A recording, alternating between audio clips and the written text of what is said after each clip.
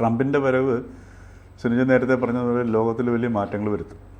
അതിനകത്ത് യാതൊരു സംശയമില്ല.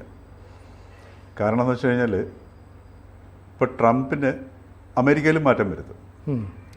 ഇപ്പോൾ ട്രംപിൻ്റെ ഓരോ നടപടികളും ഇപ്പോൾ ഓരോ ദിവസവും എടുക്കുന്ന ഈ നടപടികളെന്ന് പറഞ്ഞാൽ അദ്ദേഹത്തിൻ്റെ ആ ഒപ്പിങ്ങനെ എപ്പോഴും നമ്മുടെ മനസ്സിലിങ്ങനെ നിൽക്കുകയാണ് ചെയ്യുന്നത്. എന്തിനൊക്കെ ഒപ്പിടുന്നതല്ലേ.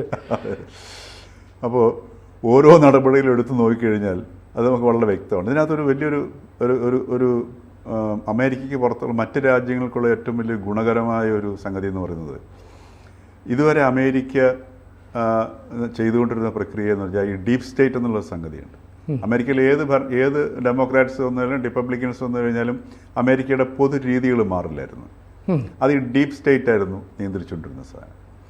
അതായത് ഒരു തരം മയക്കുമരുന്ന് അമേരിക്ക ഒരു പൈസ പോലും തങ്ങൾക്ക് റിട്ടേൺ ഇല്ലാത്തത് അമേരിക്ക ചെലവഴിച്ചിട്ടില്ല. ഇല്ലായിരുന്നു ഇതുവരെ ചെലവഴിച്ചിട്ടില്ല. ഏതെങ്കിലും എയ്ഡ് കൊടുക്കുകയാണെന്നുണ്ടെങ്കിൽ അതിൻ്റെ പിന്നിലൊരു ചരടുണ്ടാവും. അപ്പോൾ ഭരണാധികാരികൾ പാവകളായി മാറുകയും ഡീപ് സ്റ്റേറ്റ് ചരട് പിടിച്ച് തീർച്ചയായിട്ടും. അമേരിക്കയിൽ ഈ ട്രംപിൻ്റെ ഈ വരവ് വരെ ഏത് ഭരണകൂടം ഏത് രാഷ്ട്രീയ കക്ഷിയെ അല്ലെങ്കിൽ പ്രസിഡന്റ് അധികാരത്തിൽ വന്നു കഴിഞ്ഞാൽ ഈ ഭരണത്തിൽ മാറ്റം വരില്ലായിരുന്നു. അപ്പം USAID ആണെങ്കിലും WHO ആണ് ഉദാഹരണത്തിന്. USAID ഇപ്പോൾ USAID ട്രംപ് നിർത്തി.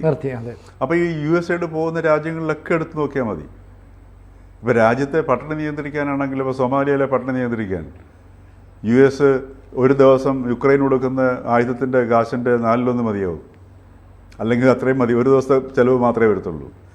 അപ്പോൾ ഈ ലോകത്തെ പട്ടിണി നിയന്ത്രിക്കുക, അതല്ലെങ്കിൽ അസുഖങ്ങൾ കുറയ്ക്കുക, അതല്ലെങ്കിൽ സമാധാനം സൃഷ്ടിക്കുക, ആരോഗ്യം വർദ്ധിപ്പിക്കുക എന്നുള്ളതല്ല അതല്ല അമേരിക്കയുടെ ലക്ഷ്യമായിരുന്നത്.